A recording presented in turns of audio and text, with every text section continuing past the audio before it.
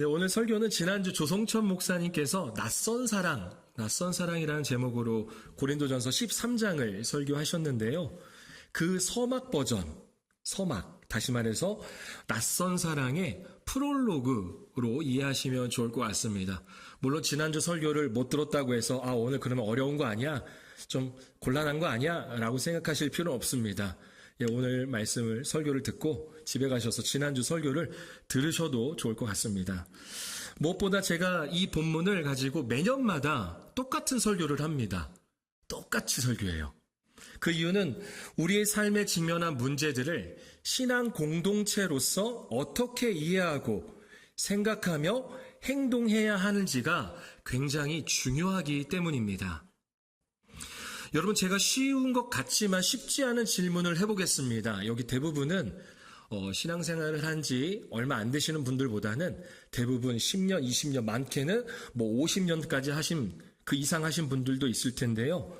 제가 쉬운 것 같지만 쉽지 않은 질문을 해보겠습니다. 교회 다니는 사람이, 예수 믿는 사람이 술을 마셔도 될까요, 안 될까요? 안 되죠. 안 돼요? 담배는요? 안 돼요. 성경에 나와 있나요? 어떤 사람은 한 잔쯤은 괜찮다라고 말하기도 합니다. 또 어떤 사람은 술은 한 방울도 안 돼. 술은 한 방울도 안 돼. 라고 하시는 분도 있어요. 또 어떤 사람은요, 상관없어. 라고 하시는 분도 있습니다. 정말 어떤 분은요, 술은 되는데 담배는 안 된대요. 어떤 논리인지는 모르겠습니다만 어쨌든 그런 분들도 있습니다. 요즘 학생들이나 뿐만 아니죠. 어른들까지도 이 게임을 좋아합니다. 컴퓨터 게임이든 아니면 핸드폰, 모바일 게임이든 게임을 많이들 합니다. 그러면 게임을 하는 것 괜찮을까요? 아니면 하면 안 될까요?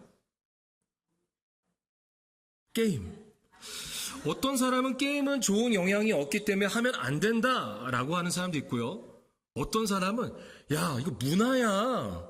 문화인데 이런 것도 못하면 안 돼. 뒤처지는 거야. 라고 하는 사람도 있습니다. 또 어떤 사람은 일요일만큼은 해서는 안 된다라는 거예요. 주일은 주의 날이니까 주일만큼만 빼고 게임해 라고 하시는 분도 있습니다. 이런 문제는 굉장히 많습니다. 세상에서는 괜찮은데 교인들끼리 있을 때 또는 교회 안에서는 유행가 부르면 돼요, 안 돼요? 밖에선 부르시잖아요. 이단이 운영하는 브랜드의 음식이나 음료를 구매해서는 될까요, 안 될까요? 안 돼요? 이런 문제들. 이제 곧 가을이 다가오고 있는 것 같습니다. 가을이 되면 이제 또 멋진 풍경이 펼쳐지고 단풍놀이도 갈 텐데요. 단풍놀이를 가면 꼭 뭐가 있어요? 교회가 아니라 사찰이 있습니다. 절에 가서 밥 먹어도 될까요, 안 될까요? 절에 가서 숙박하는 거 있잖아요. 템플 스테이라고 하는데 우리 예수 믿는 사람들 템플 스테이 해도 될까요, 안 될까요? 안 돼요? 이러한 문제들을 어떻게 바라봐야 하고 또 어떻게 행동해야 되는지가 참으로 어렵다라는 것입니다. 차라리 성경이 딱 답을 내려줬으면 좋겠어요. 술은 마시지 마라. 하지만 담배는 괜찮아. 라고 했으면 좋겠습니다. 게임은 부정한 것이다. 게임하지 말고 차라리 운동을 해라. 라고 성경에 기록되어 있으면 좋겠어요. 이단의 음식이나 음료는 먹지 말아라 라고 하면 속이 편할 텐데 성경은 우리의 삶의 세밀한 것까지 다 명령하고 있지는, 답을 내리고 있지는 않다라는 것입니다. 각자마다 고민하고 갈등했던 부분들이 있을 거고요. 또 타인이 그런 행동을 한다고 해서 정죄하거나 뒤에서 수근수근한 경우가 있어요, 없어요? 있어요, 없어요? 대답한 사람들 뿐만 아니라 모두가 있을 거라 생각합니다. 저 장로님, 나 술 마시는 거 봤어. 저 권사님, 나 담배 피는 거 봤다니까. 아니, 어떻게 권사가 목사님이 글쎄 술을 마시더라고. 뒤에서 수근수근 하잖아요. 이런 경우들이 있다라는 거죠. 한 번 더 질문해 보겠습니다. 곧 추석이 다가옵니다. 예수 믿는 사람은 제사 음식을 먹어도 될까요, 안 될까요? 안 돼요. 예, 먹어도 될까요? 안 될까요? 예, 너무 크게 대답은 하지 마세요. 예, 다른 사람의 개인의 취향도 있기 때문에 예, 속으로 대답하셔도 아주 좋을 것 같습니다. 네. 오늘 고린도 교회에 보내는 바울의 편지를 보면 그 답을 우리가 깨달을 수가 있습니다. 그리고 귀한 결단의 시간이 되기를 소망합니다. 당시 고린도 지역에서는요, 신전에서 제사를 지내는 것이 가장 중요한 종교 행사였습니다. 신전에서 제사를 드리는 것이 가장 중요한 종교 행사였습니다. 오늘 모현 지역에, 그리고 모현 지역에 있는 모현제일교회에서 지금 11시에 이 예배를 드린다는 게 모현 지역에 있는 사람들한테, 모현 주민들한테 좀 의미가 있을까요? 없을까요? 없죠. 누가 관심이나 있겠어요? 우리가 예배하는 거잖아요. 오늘 글쎄 모현제일교회에서 예배를 드린대, 예배한대, 아무도 관심 없어요. 그런데 고린도 지역은 달랐습니다. 고린도 지역 안에 있는 신전에서 제사를 드릴 때는요, 동네 축제였어요. 모두가 다 알았습니다. 아주 중요한 종교 행사였다라는 거죠. 그래서 사회적 행사나 가정의 행사도 이 신전에서 이루어졌습니다. 결혼식, 우리로 말하자면 돌잔치, 칠순, 팔순 이런 것들이 다 이 신전에서 이루어졌습니다. 특히나 가정의 행사 같은 경우는요, 믿는 사람들도 초대가 된다라는 거예요. 믿지 않는 사람들이 우리 결혼식에 초대해요, 안 해요? 초대하잖아요. 칠순, 팔순에 초대하잖아요. 아이들 돌잔치에도 초대하잖아요. 그런 것처럼 그 당시에도 초대를 했다라는 겁니다. 그리고 행사 후에는 신전에서 바쳐진 음식이 제공이 되었습니다. 또 고린도 지역에 당시에 고린도 지역에 판매되던 대부분의 고기들은요, 대부분의 유통되는 고기들은 다 이 신전에서 제물로 바쳐졌다가 유통되는 고기였습니다. 이게 바로 1절 서두에 나오는 우상의 제물인 것입니다. 우상의 제물. 그렇다면 예수 믿는 사람들은 신전 제사에 초대됐을 때 우상에게 바쳐진 고기를 먹어도 될까요? 안 될까요? 또는 우상에게 바쳐졌을지도 모르는 고기가 시장에서 유통되고 있잖아요. 그 유통되는 고기를 사 먹어도 될까요? 안 될까요? 이것이 고린도 교회 교인들이 생활에서 직면한 우상 제물의 취식 문제였습니다. 먹어야 되냐? 안 된다, 먹으면 안 된다 라는 거죠. 먹으면 안 된다고 주장하는 사람들은요, 유대교에 있다가 개종한 그리스도인들이었습니다. 예수를 믿긴 하지만 아직까지도 구약의 율법에 매여 있는 거예요. 그래서 불편한 거예요. 안 된다라는 거죠. 또 먹어도 된다라고 하는 사람들은요, 대부분 기독교로 개종한 이방 출신의 그리스도인들이었습니다. 이들은 예수가 주신 자유를 누려야 된다라는 것입니다. 그러다 보니까 고린도 교회, 이 한 교회 안에는요, 분열이 있었습니다. 아니, 어떻게 신전의 음식을 먹냐? 예수 믿는 사람이 저런 거 먹어도 되는 거 맞냐? 저거 신앙 아니야? 믿음 아니야? 저 부정한 음식을 어떻게 먹어? 라고 하는 사람이 있는가 반면, 또 다른 쪽에서는 왜 이렇게 꽉 막혀 있는 거야? 예수께서 주신 자유를 모르니까 저렇게 답답하게 살지 라고 하는 사람들이 있었다라는 겁니다. 자, 먼저 바울은 어떠한 답을 내리는지 우리 4절 말씀, 4절 함께 읽어보겠습니다. 그러므로 우상의 제물을 먹는 일에 대하여는 우리가 우상은 세상에 아무것도 아니며 또한 하나님은 한 분밖에 없는 줄 아노라. 우상은 세상에 아무것도 아니며 라고 했습니다. 우상은 세상에 아무것도 아니며, 이 말은요, 우상은 단 하나도 없다라는 거예요. 우상은 단 하나도 없다라는 거죠. 그냥 돌입니다, 돌. 쇠조각이에요. 그냥 나무예요, 나무. 하나님이 창조하신 피조물에 불과하다라는 거죠. 그러면서 하나님은 한 분밖에 없다라는 겁니다. 다시 말해서 오직 신은 하나님 한 분뿐이시라는 거죠. 당시 헬라인이 섬겼던 우리가 잘 아는 제우스, 아테나, 포세이돈, 아스클레피우스와 같은 이런 신이라고 말하는 것들은 다 누가 만든 거예요? 인간들이 만들어낸 가상의 신화적 산물이라는 겁니다. 다시 말해서 허상이라는 거예요. 허상. 인간이 만들어낸 거예요.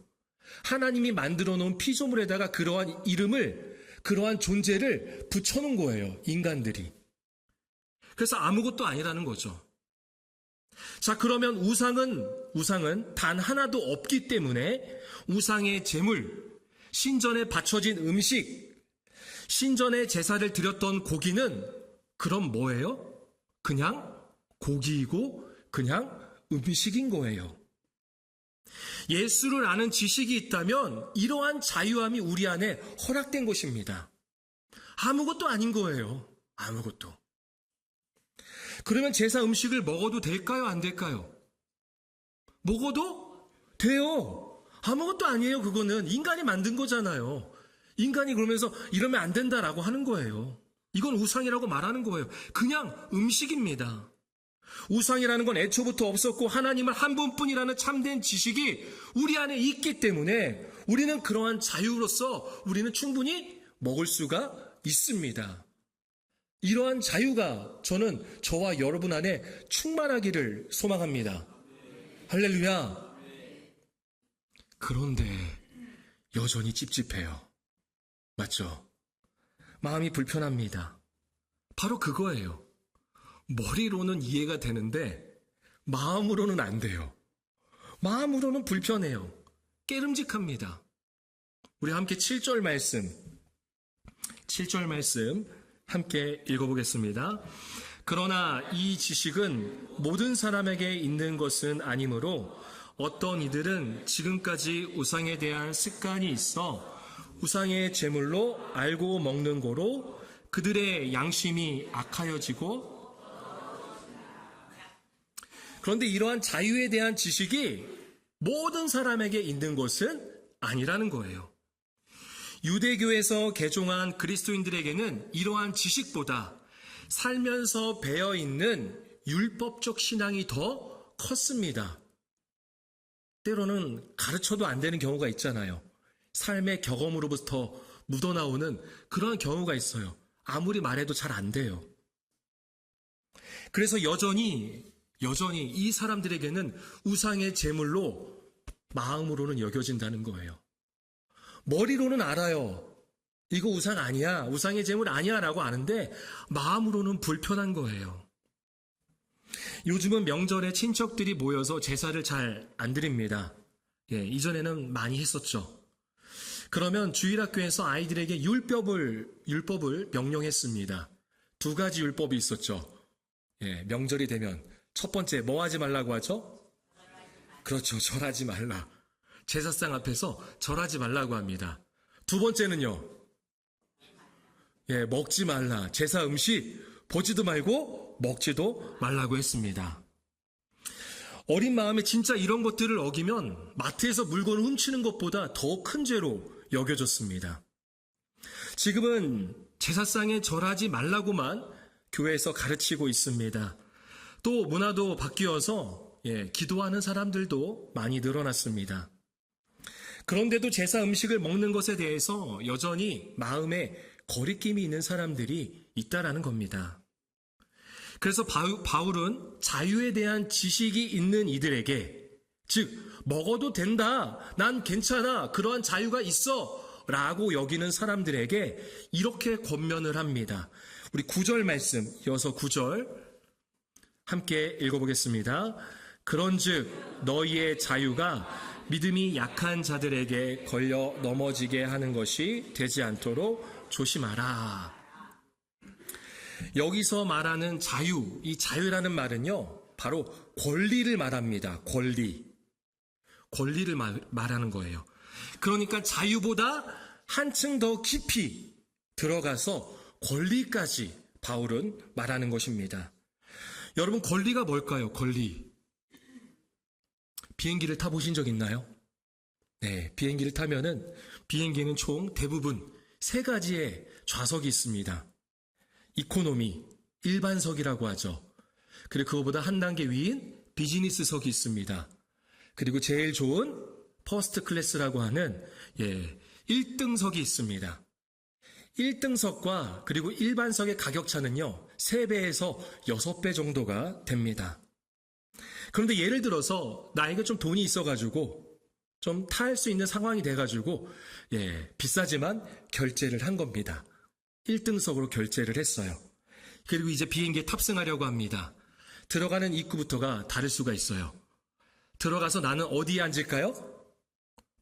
1등석을 예약했으니까 나는 일반석이 아니라 비즈니스석이 아니라 1등석에 앉을 수 있습니다.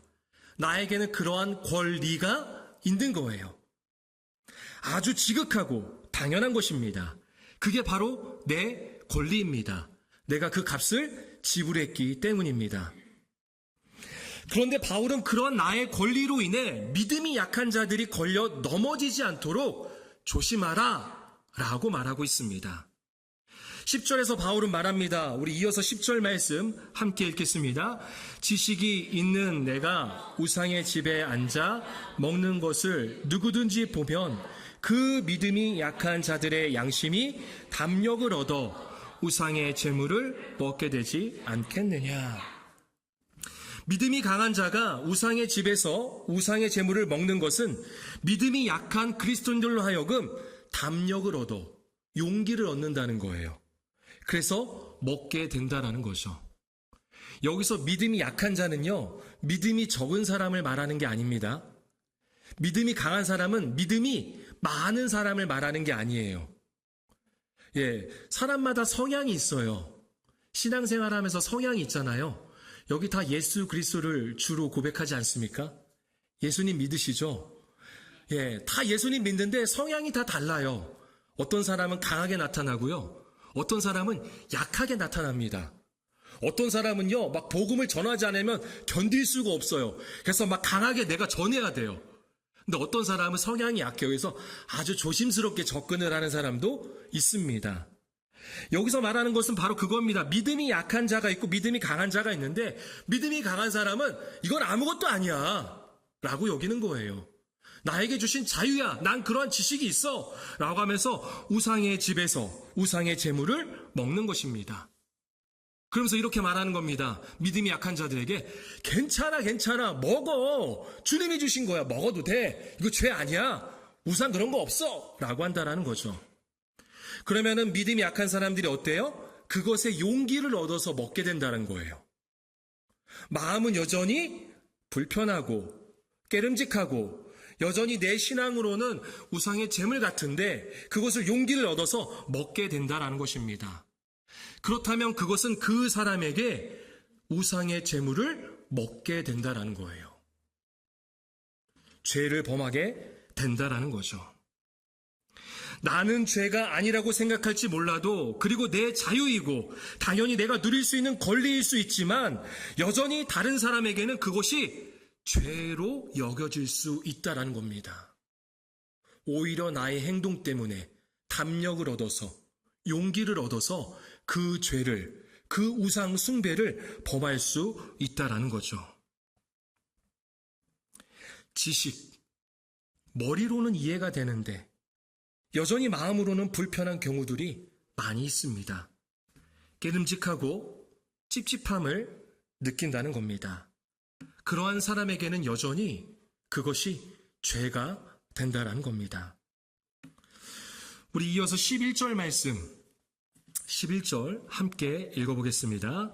그러면 내 지식으로 그 믿음이 약한 자가 멸망하나니 그는 그리스도께서 위하여 죽으신 형제라. 믿음이 강한 사람의 지식으로 인해 믿음이 약한 자가 어떻게 된다고요? 멸망하나니. 여기서 멸망한다는 것은 지옥에 간다라는 게 아니라 죄를 범하게 된다는 거예요. 죄를 짓는다라는 거죠.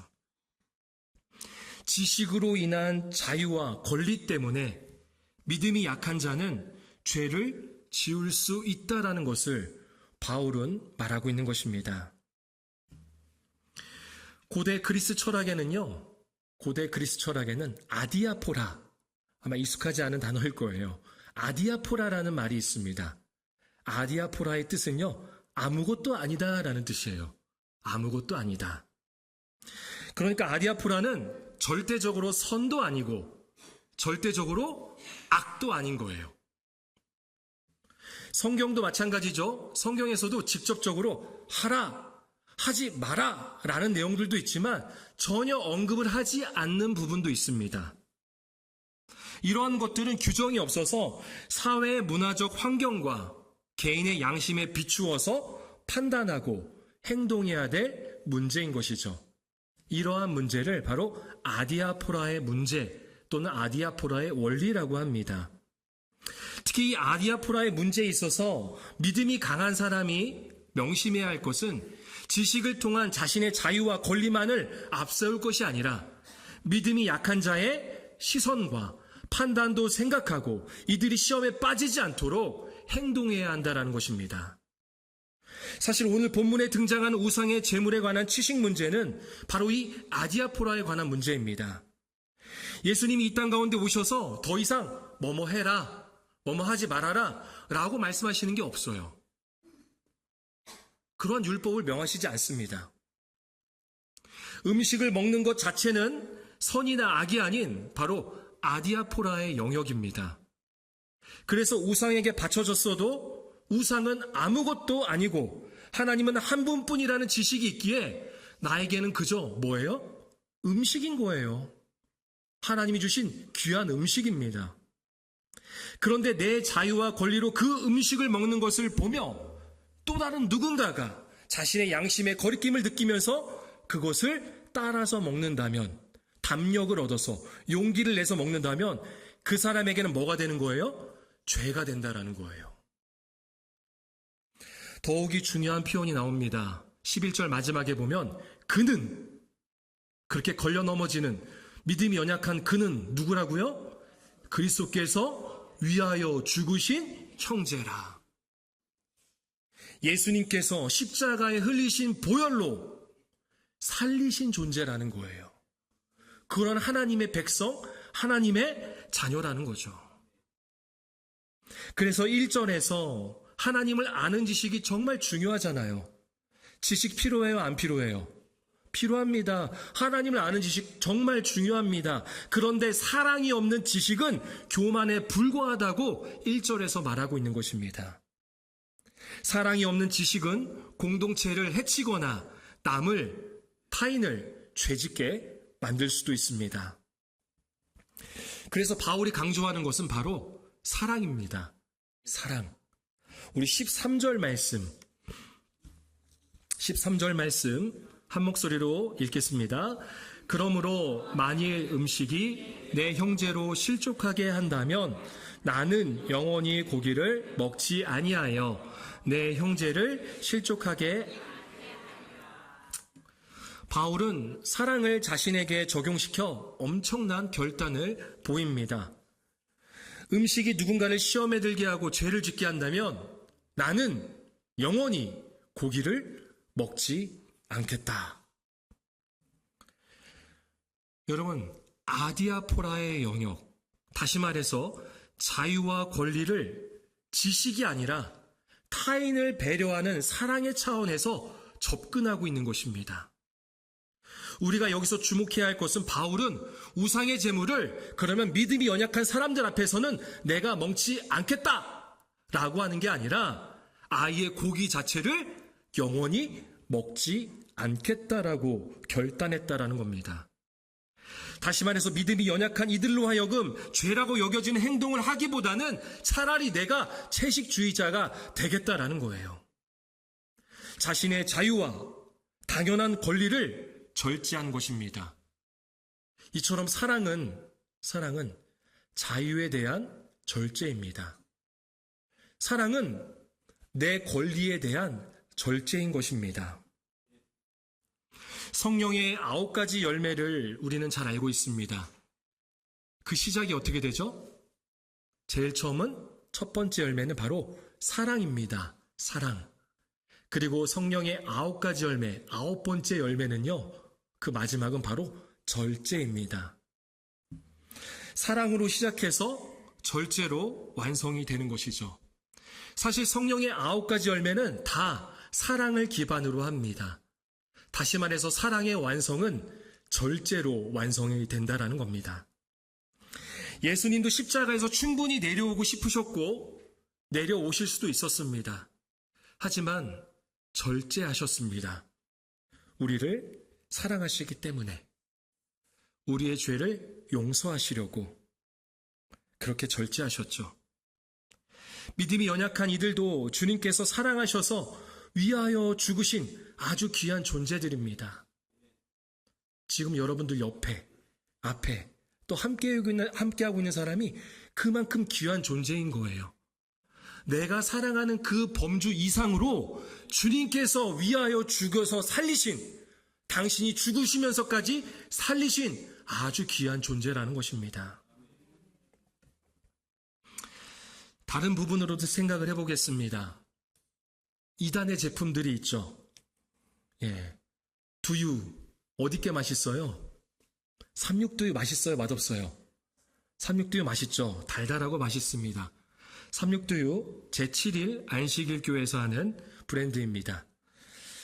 사실 삼육두유를 만드는 데는요, 삼육재단 사람들만 있는 것은 아닙니다. 이단과 전혀 관계없는 사람들의 생계가 거기에 달려 있습니다.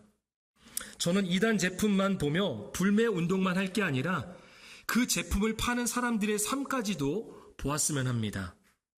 왜냐하면 이단은 우리에게 아무것도 아닌 거거든요. 그 진리 아니잖아요. 인간이 만들어낸 논리잖아요. 그런 술수잖아요. 아무것도 아닙니다. 그런데 이조차도 누군가는 시험에 들 수 있어요.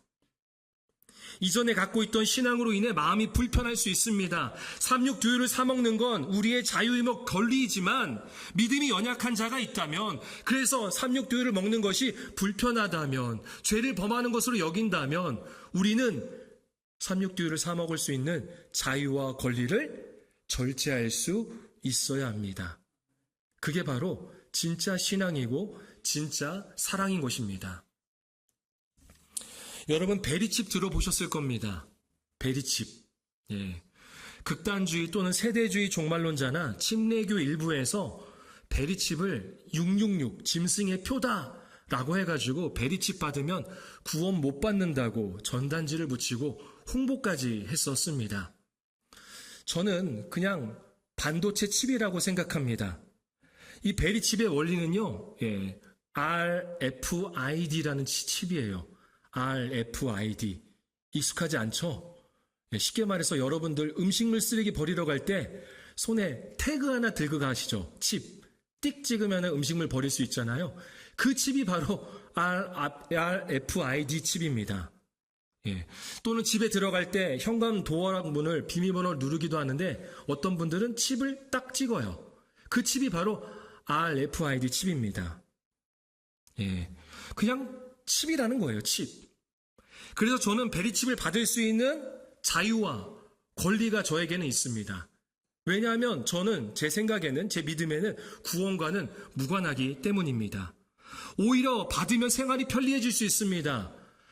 신용카드를 더 이상 들고 다니지 않아도 되고요. 편리하게 다닐 수가 있기 때문이죠. 하지만 지식으로는 알지만 여전히 마음으로는 불편해하고 깨름직한 분들이 있을 겁니다. 그래서 그런 분들 때문에 저는 베리칩을 안 받을 겁니다. 받을 수가 없는 거예요.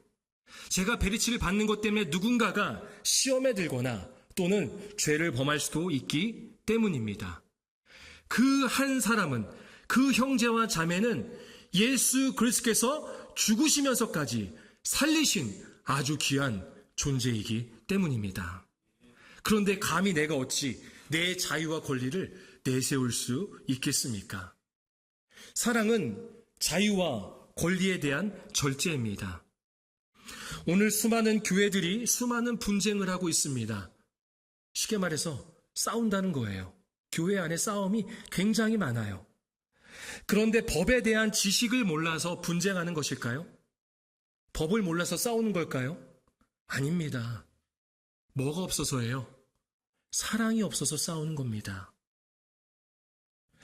자신의 자유와 권리를 내세우기만 하는, 사랑 없는 지식이 가득하고 자유와 권리를 절제하는 진정한 사랑이 없기 때문에 싸우는 거예요. 그래서 우리에게는, 그리고 우리 가정에는, 그리고 우리 교회에는 바로 이러한 자유에 대한, 권리에 대한 절제, 이러한 사랑이 필요합니다. 말씀을 정리합니다. 이제 곧 10월입니다. 곧 10월이요 벌써. 1일, 10일, 11일, 20일, 29일, 30일 무슨 날인지 아십니까? 아마 여기 계신 분들은 모르실 것 같아요. 세상이 말하는 손 없는 날입니다. 예, 웃으시죠? 예, 지식이 있기 때문에 웃는 거예요. 예, 손 없는 날. 쉽게 말해서 귀신 없는 날입니다. 세상 사람들은 이 날에 맞춰서 이사들을 많이들 합니다. 예, 저는 이사할 때 손 있는 날만 택해서 했습니다. 예, 그날이 좀 더 저렴하거든요. 10만 원에서 한 50만 원 정도 이사 비용을 적게 낼 수 있습니다. 그런데 저에게 손 있는 날은 아무것도 아닌 지식이 있고 그리고 하나님이 주신 그냥 한 날입니다. 귀한 하루예요. 그런데 누군가가 혹시라도 어떻게 그런 날 목사님 이사를 합니까? 괜히 불안합니다. 찝찝합니다. 마음이 편치 않아요. 라고 한다면 저는 돈을 더 내서라도 손 없는 날 이사를 할 겁니다. 그게 아무것도 아닌 게 아니라 제 지식으로는 알고 있지만 더 저렴하고 편하게 이사할 수 있는 자유와 권리를 절제하는 게 그 한 사람에 대한 사랑이기 때문입니다. 이런 문제는 우리에게 우리의 삶 속에 상당히 많습니다. 성경이 답을 내리고 있지 않은 부분들에 대해서 바울은 10장 23절에서 모든 것이 가능하지만 모든 것이 다 유익하거나 덕을 세우는 것은 아니라고 말했습니다. 그러면서 이렇게 정리를 합니다. 우리 마지막으로 10장, 고린도전서 10장 31절 말씀 함께 읽겠습니다. 그런즉 너희가 먹든지 마시든지 무엇을 하든지 다 하나님의 영광을 위하여 하라. 아멘.